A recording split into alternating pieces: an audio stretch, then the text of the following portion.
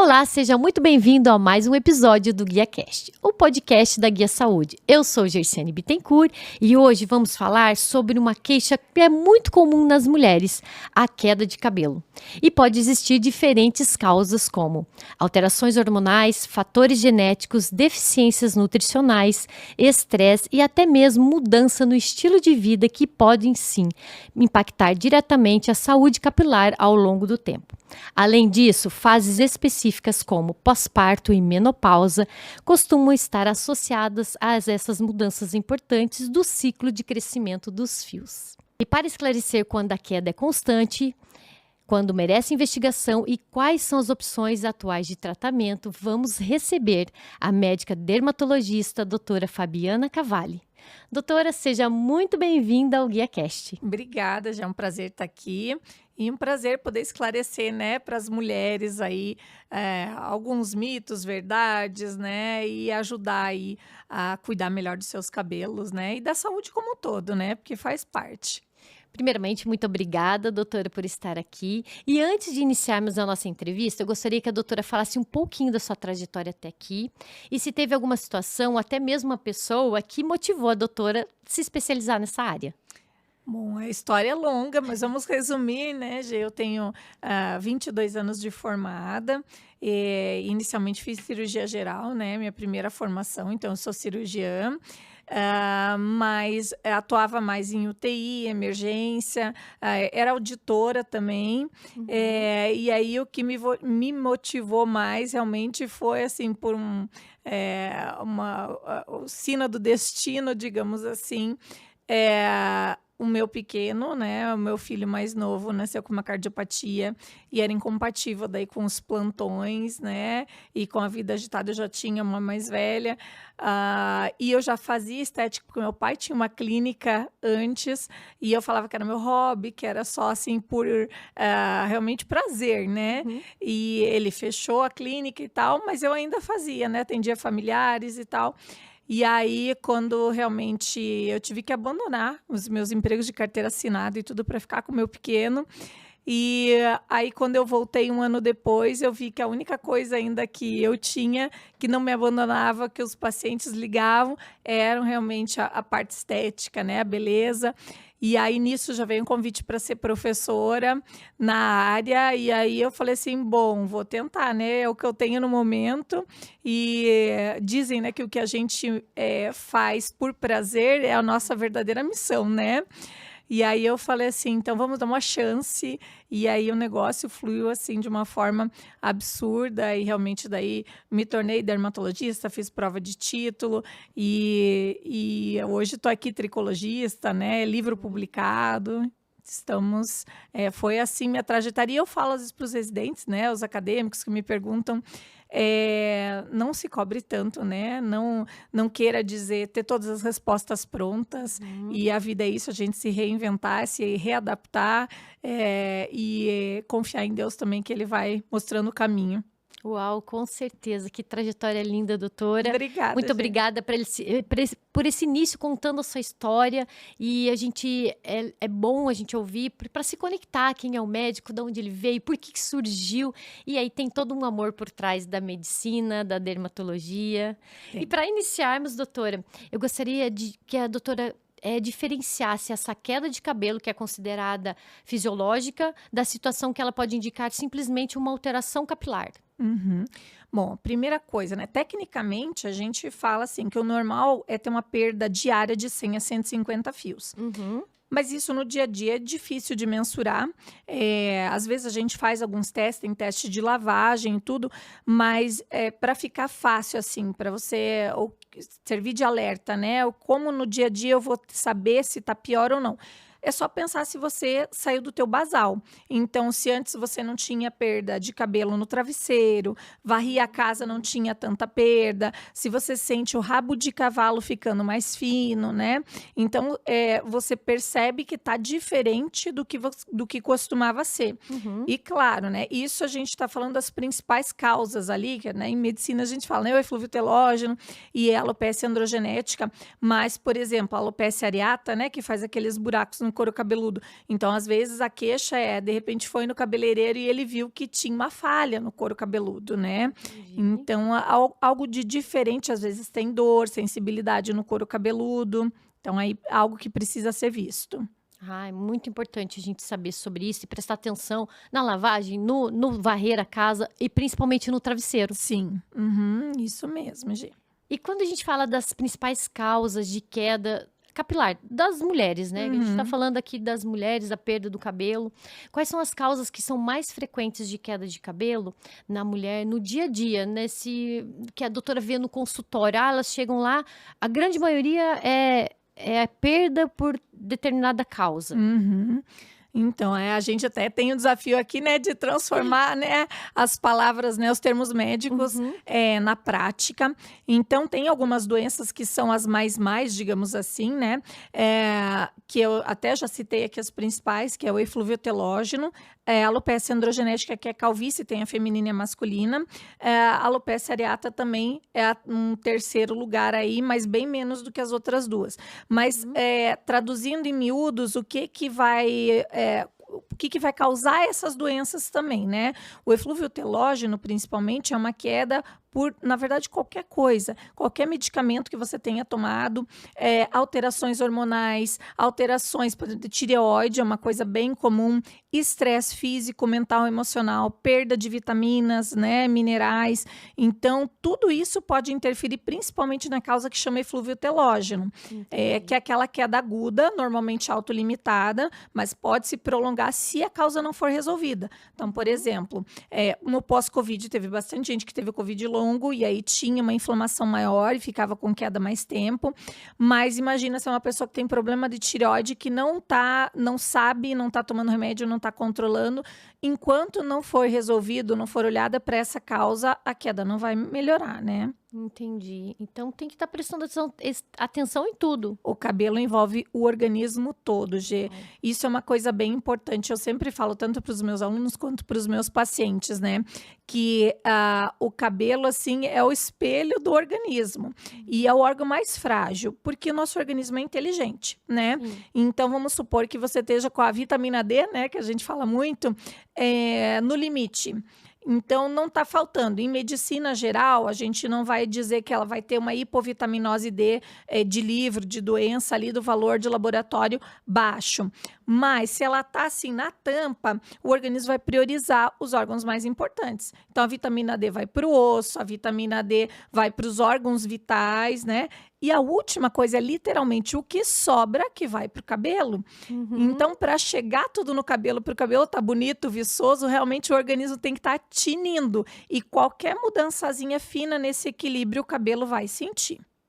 Uau, doutora, é muito incrível a doutora trazer essa explicação, porque o corpo dá sinal e o sinal do cabelo caindo, alguma coisa está errada. Sim. Então, verificar e observar, opa, peraí, será que eu estou bem? O cabelo está dando um sinal, não é normal. Exatamente, é um termômetro. Isso. Doutora, eu ouvi que a doutora repetiu algumas vezes a palavra alopécia. A doutora pode trazer pra gente o significado da alopécia? Sim, inclusive muitos médicos que não são especialistas não sabem, né? Só quando tem no nome da doença a palavra alopécia. Por exemplo, o eflúvio telógeno não tem alopécia na palavra. Aí acho que não é uma alopécia, mas na verdade, por definição, a alopécia vem do grego alopéquia, que significa qualquer perda de pelo ou cabelos de forma temporária ou definitiva. Então, Entendi. tudo que tem queixa de perda de cabelo e pelo é alopécia. Então, se eu perder a sobrancelha, é alopécia. É alopécia. Não é só no couro cabeludo. Não é só no couro cabeludo. Tecnicamente, não. Aí tem as que Entendi. tem no nome específico alopécia, né?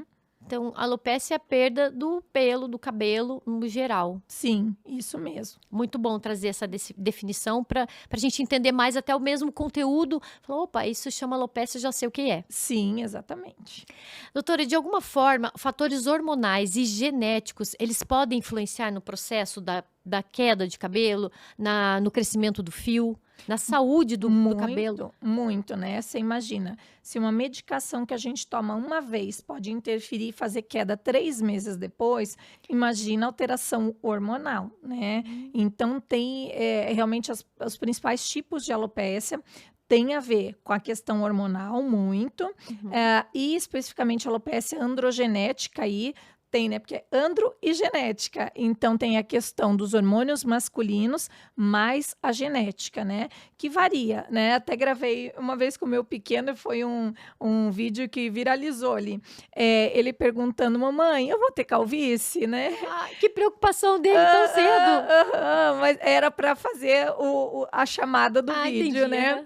E aí, o que eu expliquei nesse vídeo? Que pode ser que sim. Então, tendo a predisposição genética, é um ponto, digamos assim, mas depende também da epigenética, né? Da modulação desses genes de acordo com o nosso estilo de vida. Então, a questão do estresse, as medicações, né? E como a gente vive a nossa alimentação, exercício físico, não exercício físico, porque tudo isso tem a ver com o metabolismo e com a inflamação do nosso organismo. Inclusive, a questão da microbiota intestinal, tá tudo ligado, né? E o nosso cabelo é, digamos, a pontinha da iceberg, é o termômetro da saúde do organismo. Então, se qualquer coisa dessas não tiver 100%, o cabelo pode sentir mais ou menos. Aí depende de genética também. Que incrível. E é bem interessante entender sobre isso, porque muitas vezes acho que o cabelo não está mostrando nada, mas uma queda maior, algo diferente, tem que estar verificando o que está podendo acontecer no nosso organismo. Sim, é uma consequência, né? O cabelo ali é um sinalizador de algo, às vezes, muito maior que está por trás. Entendi. E quando fala de estresse e estilo de vida, isso também pode impactar? A doutora já até comentou, né, que tem um significado muito grande nos fios. Sim, nos fios. Quando teve o 11 de setembro, né, nos Estados Unidos, das Torres Gêmeas, depois de mais ou menos 2 a 3 meses, teve um boom de queda de cabelo, de alopécia, nos Estados Unidos pós-estresse. E isso mesmo nas pessoas que não tinham parentes envolvidos ou que não estavam diretamente envolvidos. Porque só o estresse deles olharem o país sendo invadido, né? Aquela imagem, eu vi ao vivo. Eu lembro que eu estava esperando para coletar um exame e aí na recepção estava dando noticiário que tinha sido atingida uma das torres e de repente o repórter, olha lá, vem outro avião. Foi uma imagem muito chocante para o mundo todo, né? Entendi. Imagina para quem estava lá dentro, Sim. né? Falar assim, meu Deus, o meu país está sendo invadido, o que está acontecendo? Então, isso gerou um estresse enorme. E nesse caso é um eflúvio telógeno que a gente fala, né? Pós-traumático, pós-alteração aguda, assim. E aí ele costuma acontecer 2 a 3 meses depois por causa do ciclo capilar, porque o cabelo ele tá bem profundo a raiz, né? Sim. Então ele não cai imediatamente, ele tem um caminho, né? Desde a raiz até ele desprender lá em cima, que demora mais ou menos 2 a 3 meses. Então, depois de 2 a 3 meses do ataque das Torres Gêmeas, teve um boom de procura no tricologista nos Estados Unidos, por causa de eflúvio telógeno pós-traumático. Nossa, que interessante. Algo que aconteceu 2 meses depois, que foi mostrar um sintoma, uma causa daquilo que aconteceu no dia do acontecido. Exatamente. Então, é o clássico do eflúvio telógeno, é isso. Às vezes uma medicação que tomou 2, 3 meses atrás, uma cirurgia. Então, a gente tem que ser realmente Sherlock Holmes aí, investigar. Porque, teoricamente, qualquer coisa pode ter causado estresse físico, mental, emocional. Nos livros fala-se sobre separação conjugal, morte de parente, batida de carro, além das medicações, né, além das alterações hormonais. Então, realmente... E por que é importante a gente saber a causa, né? Porque ela pode estar ainda acontecendo, por exemplo, a tireoide desregulada. Então, se a gente não corrigir isso, ou se está com baixa de ferro, né? Se a gente não fizer essa correção, não vai melhorar a queda de cabelo. Por exemplo, o ataque das Torres Gêmeas foi pontual. Ok, então vai passar ali normalmente em 6 meses até 1 ano, isso se resolve sozinho. Mas e se não for isso, né? Por isso que a gente tem que fazer um check-up bem grande aí de toda a saúde do organismo e além da anamnese, né? A conversa ali prolongada para tentar entender o que aconteceu 2 a 3 meses atrás que pode ter sido a causa da queda hoje. Uau! Que importância de entender a história. Opa, peraí, o que estava acontecendo quando aconteceu? E muitas vezes a gente acha que a queda de cabelo, tá caindo um pouco mais. Acho que não tem nada a ver. É o momento que eu estou passando agora. E não, pode ter já acontecido um pouco antes, uns meses antes, e o efeito está acontecendo nesse momento. Sim, com certeza. Nossa, muito importante trazer essa informação pra gente, principalmente para as mulheres que têm os cabelos, esse cuidado todo, né? Porque é uma coisa que, quando a gente vai em algum lugar, doutora, a primeira coisa que a gente pensa, o que eu vou fazer no meu cabelo, né? Os homens também se preocupam com isso, mas nós mulheres, a primeira coisa que a gente pensa é o que eu vou fazer no meu cabelo. Para penteado, para ocasiões especiais, a mulher se preocupa mais. Mas deixa eu te falar de que eu falo, né? Eu atendo estética, dermatologia geral, faço os procedimentos, mas a vaidade do homem é o cabelo. O homem não liga tanto para preenchimento, toxina botulínica, né? Certo. Dependendo, né, da classe social, dos amigos e tal, ele até gosta de alguns cuidados, mas é bem menos do que as mulheres. Mas o cabelo, a calvície masculina é onde pega o calcanhar de Aquiles ali dos homens. Olha, não sabia desse detalhe. Eu achava que para eles nem era tão importante assim. Não questão de importância, mas isso não me incomoda. O penteado talvez não, mas a perda do cabelo sim. Eu falo que o cabelo não é um órgão vital, mas ele tem uma importância muito grande psicológica e social pra gente, né? Entendi. Então, algumas pessoas, até alguns médicos mais antigos, né? A pessoa que não gosta de estética não valoriza tanto, acha que é bobagem, digamos assim, a perda capilar. Mas tem estudos também que mostram, por exemplo, mulheres com câncer de mama, que perderam o cabelo. A maior preocupação delas era a perda de cabelo, porque estigmatiza muito, né? Então, a maior parte delas perguntava, a primeira pergunta para o médico, né? Eu vou perder meu cabelo? E a dor da perda do cabelo equivale psicologicamente à perda de uma das mamas. Para você, é sério, tem estudo. É muito sério a questão da perda do cabelo. É um impacto emocional e social muito grande. Muito comparado com a perda da mama. De uma das mamas. Nossa. E quando a gente fala sobre a fase da vida, essas alterações capilares, existe uma fase específica, como pós-parto, menopausa, que é comum aumentar, a gente verificar esse aumento de queda capilar? Sim, essas fases são bem clássicas, né?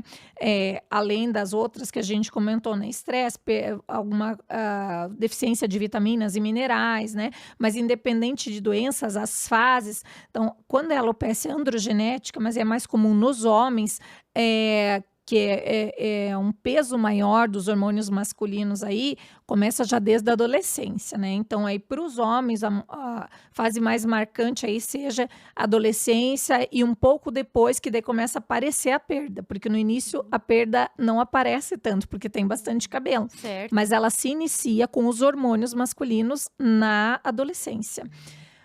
Algumas mulheres que têm uma alopecia androgenética aí mais grave, né, que não é a maior parte, graças a Deus, aí elas podem também ter essa queixa de início de perda já desde a adolescência.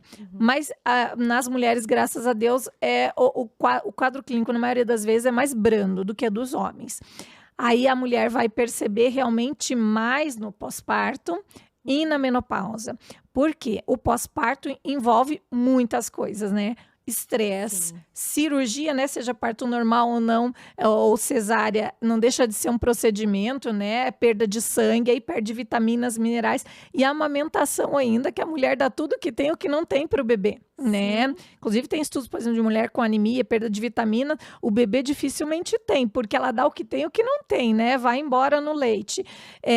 E ainda tem a questão da oscilação hormonal, que é gigantesca, né? Os hormônios mudam completamente na gravidez e depois, quando o bebê nasce e sai a placenta também, que tinha, né, os hormônios, aí tem uma quebra enorme ali de níveis hormonais. Então, pós-parto junta tudo isso. Então, você pensa, né, é realmente uma das maiores queixas ali de perda capilar na mulher, nessa fase.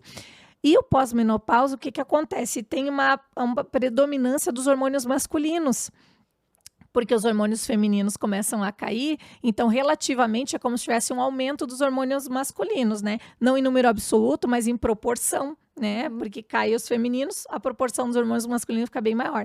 Então aí realmente também volta a ter as queixas aí de queda de cabelo nas mulheres, né? Entendi. E acredito que no pós-parto talvez seja maior ainda, doutora, porque além de tudo isso que acontece, parte dela saiu, que é o bebê. Sim, sim. Então é uma mudança no geral, em tudo. E eu não sei se você é mãe, Gê, mas aí acontece aí, a gente não dorme, daí a gente não come direito. Então, assim, é só um estresse físico, mental, emocional, tudo Tudo. junto e mais um pouco, e hormônio.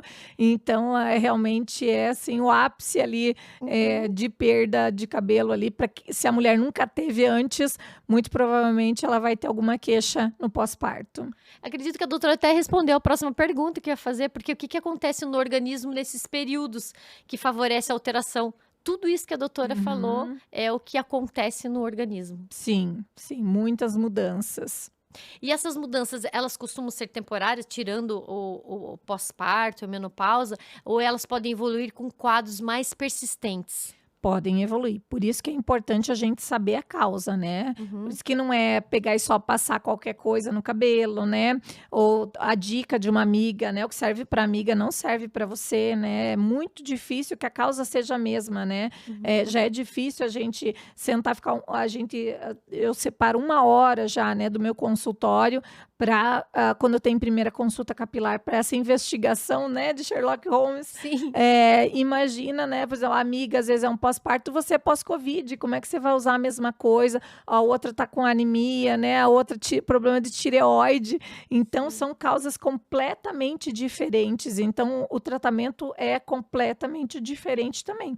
Enquanto a gente não souber a causa, que pode já ter sido pontual, por exemplo, como no exemplo das Torres Gêmeas. Então, aquele estresse foi pontual, passou, vai crescer o cabelo de novo. Mas, muitas vezes, não é tão simples assim, né? Por exemplo, a gente falou, se a tireoide não estiver regulada, e mesmo regulados os remédios, né, para tratar tanto hiper quanto hipotireoidismo podem causar queda, se a paciente tem uma anemia, né? Então, se a gente, enquanto não corrige isso, a gente não vai conseguir tratar a queda de cabelo, porque ela é uma consequência. Sim. E a doutora falando sobre isso, de amiga que fez isso, fez aquilo, e muitas vezes a gente que não entende sobre o assunto, né, vai buscar na internet, tô acontecendo isso, e até mesmo uma amiga, eu fiz assim, faz também. Então, esses negócios de uma automedicação que eu vou passar isso no meu cabelo e tá acontecendo isso, porque para ela funcionou, não quer dizer que vai funcionar para mim. Exato. E isso é muito importante, buscar um especialista. Porque se tem algo acontecendo e não é normal, eu não posso fazer de qualquer jeito com a minha saúde, não é, doutora? Exatamente, né? Porque pode ter, claro, como a gente falou ali, né? Muitas vezes foi pontual, na verdade ia melhorar de qualquer forma, não foi a dica da amiga que resolveu. Foi porque foi um estresse momentâneo, foi um corticoide que ela tomou por outra coisa que de repente fez a queda, mas como ela tomou só pontualmente, a queda se resolveu sozinha, né? Resolveu-se sozinha. Mas pode ter coisas graves, podem ter coisas graves por trás. Então, isso é importante ser visto, ser olhado, principalmente se essa queda está persistindo, né? Ou se é uma coisa já crônica, não adianta ficar passando, né, shampoo, tônicos, sem saber o próprio minoxidil, né? A gente tem que cuidar muito com o minoxidil, porque se a queda é aguda, ele pode piorar a queda. Entendi. Então, porque ele atua no ciclo capilar. Então, se você está em fase aguda de queda, ele vai estimular o fiozinho novo que está nascendo e vai, às vezes, acelerar essa queda. Entendi. Então, a gente precisa individualizar os casos, examinar, fazer tricoscopia, né, que é um exame com câmera no couro cabeludo.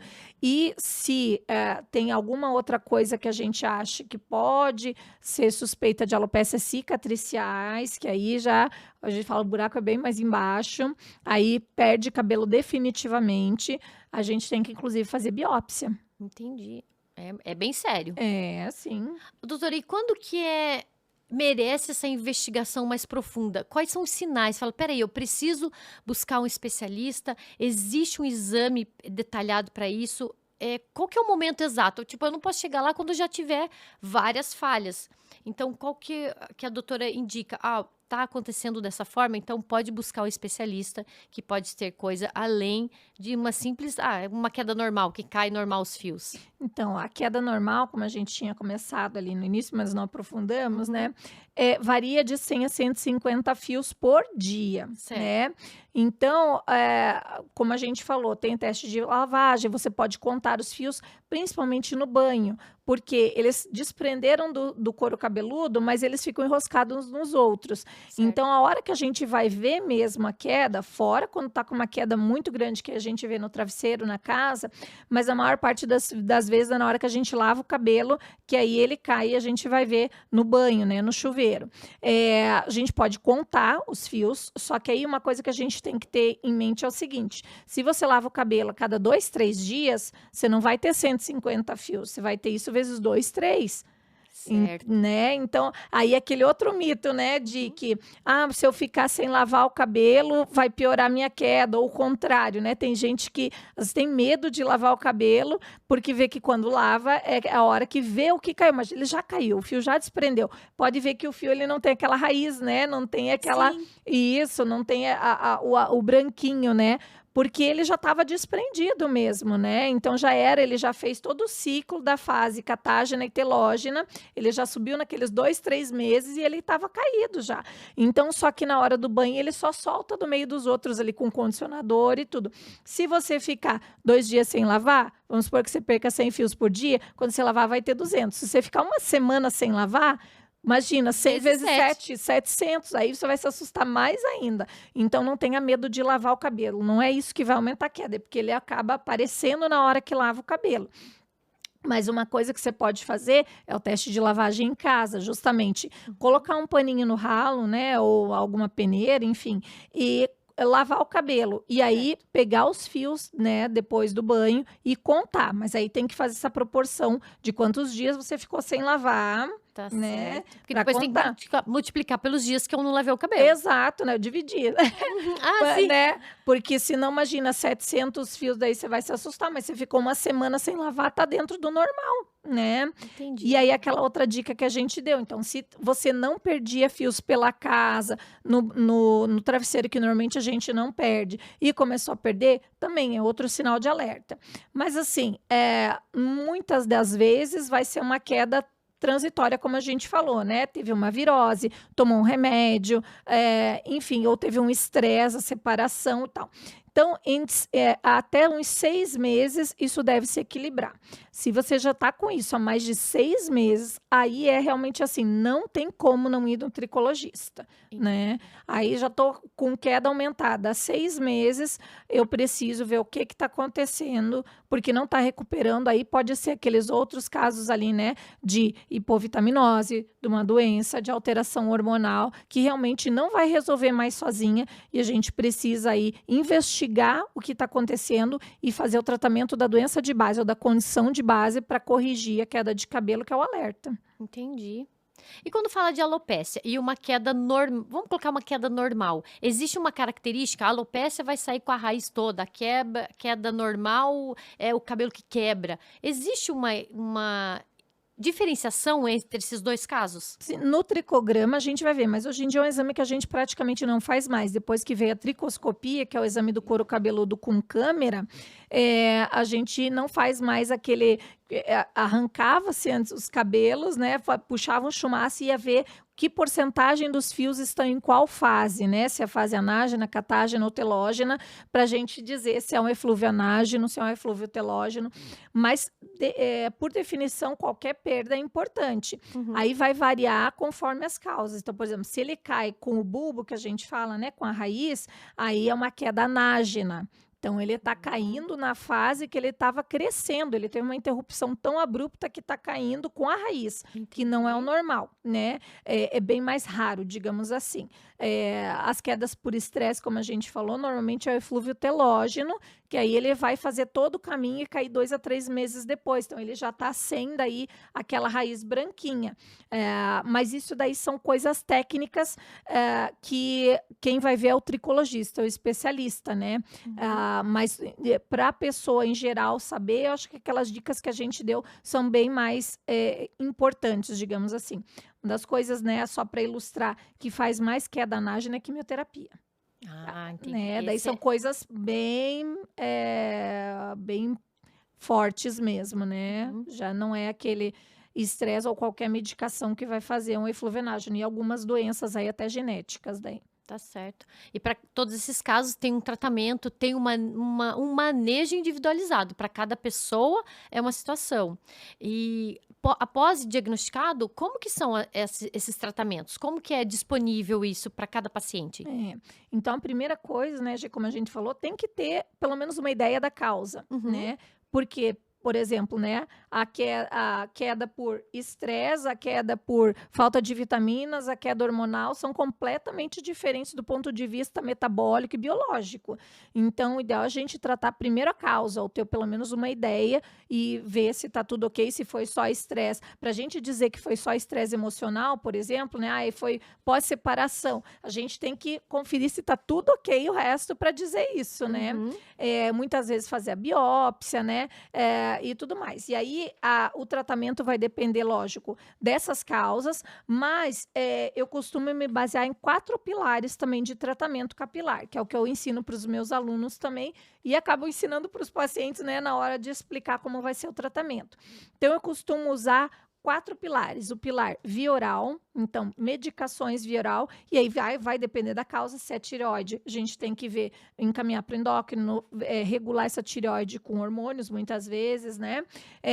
Faço suporte vitamínico e de mineral, né? Porque eu brinco, não adianta a gente contratar, por exemplo, né, o mestre de obras lá para fazer cabelo, se a gente não compra o tijolo, se a gente não dá substrato. Então, precisa Certo. ter vitaminas e minerais independente de ser essa causa ou não. Então, esse é o pilar número 1 que eu falo, que é tomar. E aí, o tomar, o que vai depender da causa. Uhum. Aí, segundo pilar, o tópico, passar. Esse, digamos, é o pilar mais... menos utilizado hoje, que é mais complicado, né? A gente que é mulher ficar com coisa, né, no cabelo, melado, né? O próprio minoxidil hoje, hoje eu acho que eu tenho um paciente, talvez, em uso do minoxidil tópico, porque existe o oral, né? Então, é muito mais fácil, prático, o paciente adere muito mais no oral do que passar. Mas, em alguns casos, a gente pode complementar, digamos assim, que ele não vai ser o principal, mas ele é um complemento e, por exemplo, na alopecia areata, ele realmente tem uma importância maior. Aí, o terceiro pilar é o injetável. Então, a gente tem a possibilidade de Uhum. injetar. Quando a gente injeta no couro cabeludo direto, a gente diminui efeitos sistêmicos de medicações, né? Por exemplo, o próprio minoxidil ou bloqueadores de hormônio. As vitaminas é bom sempre tomar, né? Porque o organismo todo precisa. Mas os remédios mesmo têm efeitos colaterais que são indesejáveis. Então, se a gente faz local, a gente vai ter uma melhor absorção e potência local com menos efeito colateral. Só que não é seringa e agulha. Isso aí, eu digo assim, brinco que é coisa do século passado, né? Porque seringa e agulha é muito dolorido e a gente acaba não distribuindo bem por todo o couro cabeludo a medicação. E às vezes, né, dependendo de onde vai, não é nem médico que faz, e aí eles querem terminar logo, né? Pega uma injeção zona e aí faz um ponto aqui, outro aqui, outro aqui. E aí, às vezes, faz bolos, que a gente fala, uma quantidade maior no local, que está absorvendo por circulação sistêmica. Então, aí não adianta nada a gente querer aquele efeito local Uhum. sem o efeito sistêmico. A maioria dos tricologistas, né, dos especialistas, usa máquina de tatuagem, que é a Cheyenne. Essa é uma técnica descrita por um dermatologista brasileiro, o Dr. Samir Arbashi, que é MMP capilar, ou microinfusão de medicamentos na pele. Então, Uau. aí eu falo para os pacientes que a gente ara o terreno, né? Uhum. Porque daí, em vez de tinta de tatuagem, a gente injeta medicação. E aí faz o rastelo em todo o couro cabeludo. Então, isso estimula já fatores de crescimento só pelo fato de ter microagulhas estimulando e mais a medicação em microdoses, que daí não vão absorver para dentro e distribuem Uhum. todo o couro cabeludo. Então, isso é uma das principais armas, digamos assim, que os tricologistas têm. E eu ainda tenho a Mesojet Gum. Eu sou speaker, né, da empresa, fui uma das primeiras do Brasil a comprar.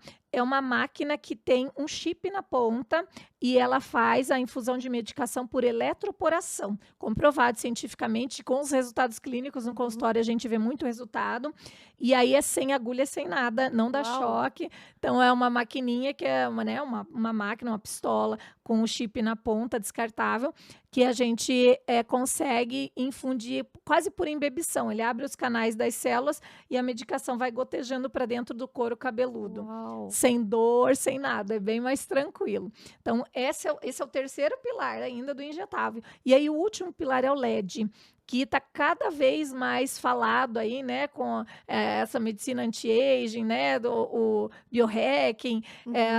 Ontem ainda estava lendo um estudo sobre isso.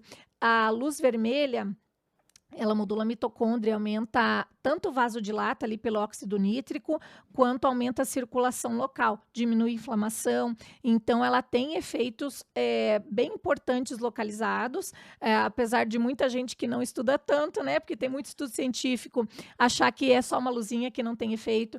Tem liberação de Anvisa, da FDA nos Estados Unidos, nos livros de tricologia lá, tá como LLLT, que é Low LED, mais alguma coisa therapy, e essas luzes complementam muito o tratamento, né? Não vai ser a única coisa que a gente vai fazer, mas ajuda muito. E daí eu tenho na minha clínica, né? Mas os pacientes, por exemplo, que têm uma condição crônica como a alopecia androgenética, vale a pena comprar o boné de uso domiciliar para usar todo dia em casa. E ainda tem o efeito sinérgico, porque se você faz o boné, faz a luz e depois na sequência passa a medicação, ela absorve mais também. Então, sozinhos eles já têm efeitos comprovados, quando junta tem um efeito sinérgico somado. Então, vale bem a pena e por isso os 4 pilares aí são bem importantes. Nossa, que incrível. A tecnologia veio para ajudar e para a pessoa que está no tratamento ter uma qualidade de vida. Ele não vai sentir dor, porque eu acredito que a pior coisa, doutora, é fazer um tratamento com dor. Sim. E já é algo que tá incomodando. Ainda fazer um tratamento para melhorar aquele incômodo com dor. Sim. É maravilhoso saber dessa tecnologia que veio para ajudar. E muitos pacientes com alopecia, né, vários tipos aí, tem dor no cabelo, né, no couro cabeludo. No cabelo não, né, no couro cabeludo, que se chama tricodínia. Então, aí já tá mais sensível do que o normal e a gente ainda dar agulhada no couro cabeludo é dureza, né? Muita informação importante e fantástico aprender um pouco mais e entender que tudo tem uma solução e sem dor. Isso mesmo, né? Doutora, nós temos um bloco que são perguntas dos nossos pacientes da Guia Saúde. A gente coloca aqui um nome fictício para a gente não expor também as pessoas que querem fazer pergunta. Muitas vezes elas não querem que se fale o nome, Sim. mas a gente precisa passar essa informação para eles. Com certeza. A Ana perguntou se é normal perder cabelo todos os dias. Todos os dias a gente perde, né? Aquilo que a gente falou. Depende de quanto que você tem no couro cabeludo, então uma média aí de 100 a 150 fios. Mas a gente acaba não vendo tanto na hora do banho, né? De lavar o cabelo, não é qualquer banho, né? Quando lava o cabelo, que a gente vai acabar vendo realmente o cabelo saindo no ralo, né? Indo embora pelo ralo. O João, ele quer saber, doutor, se a alimentação vai influenciar na queda de cabelo dele. Totalmente, né? Como a gente falou. Então, independente da causa, né, Gê, precisa ter o substrato, né? Então, por exemplo, a causa pode ser hormonal, mas se a vitamina está no limite, ele não vai ter o tijolinho lá para fazer cabelo.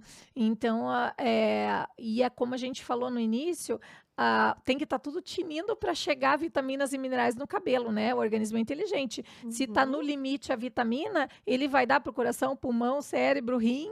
A última coisa que vai é para o cabelo. Então, a gente realmente trabalha com valores de referência um pouco maiores do que o laboratório coloca lá como doença, né? Quando você vai ver lá vitamina D20, para não ter hipovitaminose D com consequências aí importantes no organismo. Agora, não é o valor para chegar e sobrar para ir para o cabelo, né? Entendi. A Clara, ela mandou a seguinte pergunta. Ela tem uma dúvida, na verdade, aqui. A queda de cabelo pós-parto, ela é definitiva? Então, por definição, né, a pós-parto, que é o eflúvio telógeno, não. Mas o que acontece muito, eu sempre falo isso para os meus alunos lá, é a hora que a mulher vai no consultório. E às vezes ela tem uma alopecia androgenética de base, uma calvície que está lenta e ela não sabia.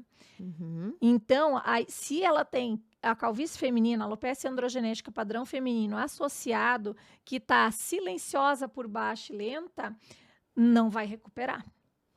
Então, ela recupera a queda aguda, mas o cabelo que está ficando mais fino desde os 15 anos, o rabo de cavalo que diminuiu, isso aí, se ela não tratar a alopecia androgenética, não vai resolver. Então, eu falo, é a oportunidade que a gente tem quando ela chega pela queda aguda, é de ver se ela não tem nada crônico embaixo também, que precise de tratamento antes que ela chegue lá na frente, daí já sem cabelo definitivo daí. A Patrícia, ela pergunta o seguinte, se a alopecia sempre tem tratamento ou existe situação que não vai ter tratamento? Na verdade, assim, a gente tem os pilares e a gente sempre vai tentar ajudar. Mas tem doenças que são de difícil controle, né? A gente tem desafios aí, né? Não sei se vocês lembram da mulher do Will Smith no Oscar, né? Há uns 2, 3 anos atrás. Ela tem todos os tratamentos possíveis e imagináveis, né, nas mãos dela, e mesmo assim ela é careca, né?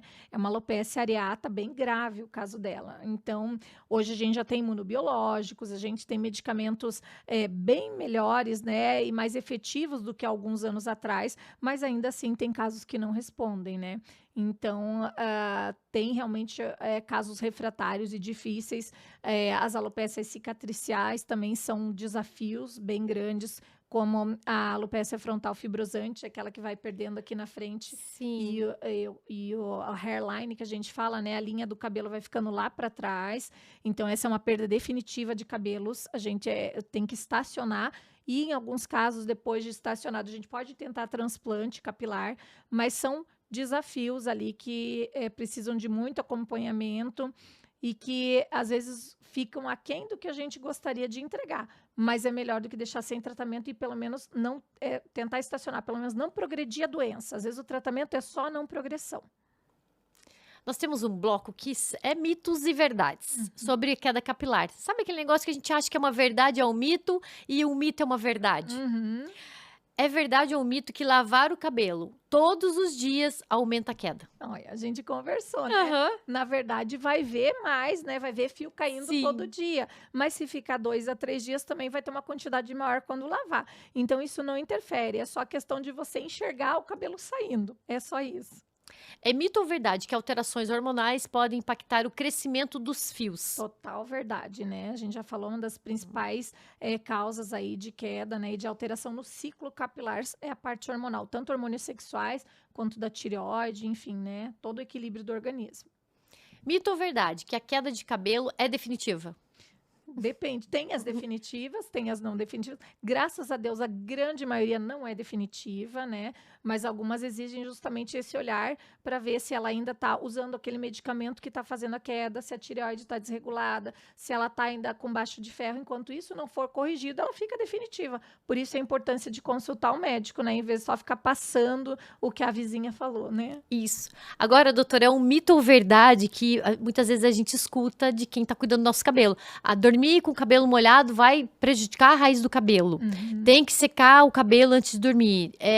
Vai dar fungo. Tantas coisas que a gente escuta. A doutora pode só desmistificar isso aí? Se eu lavar o cabelo e não secar, vai ter um problema? Pode ser que sim. Realmente, você já falou tudo, né?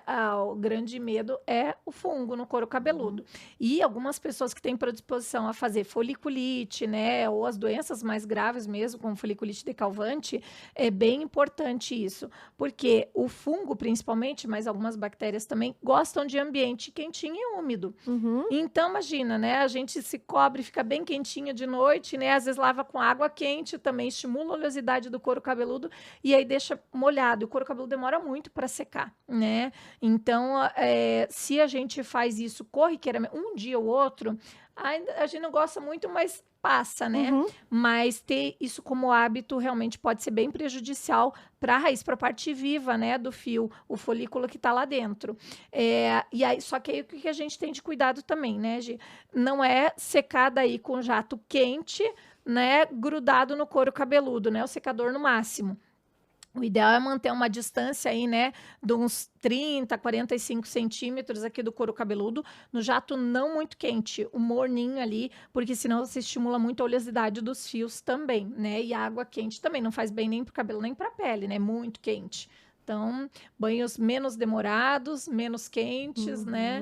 E cuidar dos fios. O ideal seria lavar durante o dia e deixar secar naturalmente. Mas isso, né, quase ninguém consegue hoje em dia. Mas aí a gente pode usar o secador com parcimônia, né? Cuidado também com quem tem, né, danos químicos no cabelo, daí já Sim. alisamento, o descoloração, que é pior do que a tintura também, né? Então, o secador, além de, se não usado corretamente, poder predispor a caspa e tudo isso, também danifica mais os fios. Usar sempre um protetor térmico antes é importante também. Perfeito, maravilhoso, doutora, trazer essas informações. E o fato de estar muito próximo do couro cabeludo vai potencializar aquela oleosidade. Sim, E às vezes a pessoa nem sabe, eu tô com cabelo oleoso. Pode ser esse pequeno detalhe. sim, desequilibra, né, o couro cabeludo. Além do que, tem casos que pode até queimar, né? No salão, Sim! né? O couro cabeludo é pele, né? É um pouco mais resistente, mais grossa do que a pele em geral, mas também está sujeita aí a queimaduras. Perfeito. Doutora, nós estamos encerrando. Qual que é a orientação que a doutora deixa para as mulheres que ainda estão enfrentando uma queda de cabelo e que ainda não buscaram uma avaliação especializada, um médico especializado para esse tratamento? Para que elas, primeiro, né, saibam que existem essas inúmeras causas, né, são várias, muitas doenças que podem estar acontecendo, digo nem doenças, né, às vezes são condições, né, o estresse, e que existe o profissional especialista para tratar delas, né, o tricologista, é um dermatologista especializado em cabelo, que vai fazer daí o exame com câmera e vai mais do que isso, né, porque eu já tenho alguns salões, né, a câmera, mas se não faz nem exame de sangue, não sabe como é que está a saúde em geral, muitas vezes vai ser inefetivo, né? Pode até dar uma ajudada a equilibrar a microbiota local, algumas coisas até consegue controlar, mas o organismo não está equilibrado e é isso aí, né? Como uma plantinha que a gente precisa regar, ver como é que está o solo, né? Não é simplesmente pôr no sol, digamos assim, né? Então a gente precisa olhar para o organismo como um todo, a saúde como um todo, e aí quando a gente fala em saúde, o médico é o profissional que está habilitado para cuidar, né? Com certeza. Doutora, muitíssimo obrigada pelas informações, compartilhar conteúdo tão importante para a gente entender sobre o cuidado do cabelo, os fios, o que fazer, o que não fazer e quando buscar um médico. É muito bom trazer essa informação para os nossos pacientes, até mesmo para quem está nos assistindo, vai assistir esse vídeo, esclarecer mitos e verdades. E o que a gente deve fazer, o que a gente não deve fazer, e principalmente buscar um médico especialista. Isso, conte com a gente, né? É para isso que a gente vive, né? Nossa missão é essa. Isso mesmo. Ficamos por aqui e eu aguardo você até o próximo episódio. Tchau!